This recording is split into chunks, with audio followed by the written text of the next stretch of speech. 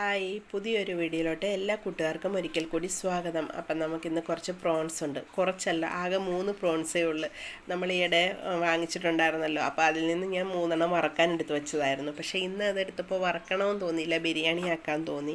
അതിന് വേണ്ടിയിട്ടൊരു കടായി വെച്ചിട്ട് കുറച്ച് ഓയിൽ ഒഴിച്ചിട്ട് അതിലേക്ക് സവാള അരിഞ്ഞതും കൂടി ഇട്ട് കൊടുത്തിട്ടുണ്ട്. ഇഞ്ചി വെളുത്തുള്ളി പേസ്റ്റും കൂടി ഇട്ട് കൊടുത്തിട്ടുണ്ട്. അപ്പോൾ പ്രോൺസ് നമ്മൾ 3 പൊളിച്ചെല്ലാം വൃത്തിയാക്കി അരിഞ്ഞ് വെച്ചിട്ടുണ്ട്, ചെറുതായിട്ട് അരിഞ്ഞ് വെച്ചിട്ടുണ്ട്. കുറച്ച് തക്കാളി ഇട്ട് കൊടുത്ത് ഉള്ളി വഴറ്റി കഴിയുമ്പോഴത്തേക്ക് അതിലേക്ക് കുറച്ച് പച്ചമുളക് ഇട്ട് കൊടുത്ത് കുറച്ച് സ്പൈസസും കൂടി ഇട്ട് കൊടുത്തിട്ടുണ്ട്. പിന്നെ അതിലേക്ക് പൊടികളായ മഞ്ഞൾപ്പൊടി, ശകലം മല്ലിപ്പൊടി, ശകലം കാശ്മീരി മുളക് പൊടി, നമ്മുടെ ആവശ്യത്തിന് എരിവിനനുസരിച്ച്, പിന്നെ കുറച്ച് കുരുമുളക് പൊടിയും കൂടി ഇട്ട് കൊടുത്തിട്ടുണ്ട്. പിന്നെ ബിരിയാണി മസാല ഇട്ട്, പിന്നെ ഗരം മസാല ഇട്ടിട്ടുണ്ട്. മസാല നന്നായിട്ട് വഴറ്റിയെടുത്തതിന് ശേഷം എണ്ണ ശകലം തെളിഞ്ഞ് വരുമ്പോഴത്തേക്കും നമുക്ക് അരിഞ്ഞു വെച്ച പ്രോൺസ് ഇട്ട് കൊടുക്കാം.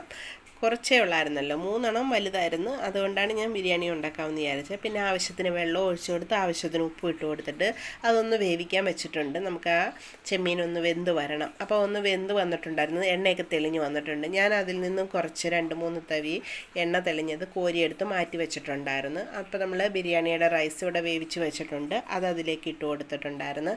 നമ്മൾ ആദ്യം കോരി വെച്ചാൽ എണ്ണ തെളിഞ്ഞത് അതിൻ്റെ പുറത്ത് ഇങ്ങനെ ഒന്ന് ഒഴിച്ച് കൊടുക്കണം. അപ്പം നല്ലൊരു കളർ കിട്ടും നമ്മുടെ ബിരിയാണിക്ക്. പിന്നെ കുറച്ച് ബിരിയാണി മസാലയും കൂടി അതിൻ്റെ മണ്ടയ്ക്ക് കൂടി ഇങ്ങനെ ഒന്ന് തൂക്കി കൊടുത്തിട്ടുണ്ട്, ഏറ്റവും മണ്ടയ്ക്ക്.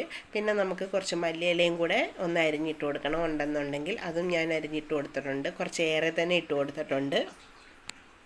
പിന്നെ അത് നമ്മൾ അടച്ച് വെച്ചിട്ട് കുറച്ചൊരു 10-15-20 മിനിറ്റൊക്കെ നമ്മളിൽ നിന്ന് ചെറിയ തീയിലൊന്ന് വേവിച്ചെടുക്കണം. അപ്പോൾ നമ്മുടെ ബിരിയാണി ഇവിടെ റെഡി ആയിട്ടുണ്ട്. ചൂടോട് തന്നെ ഞാൻ വിളമ്പിയിട്ടുണ്ടായിരുന്നു.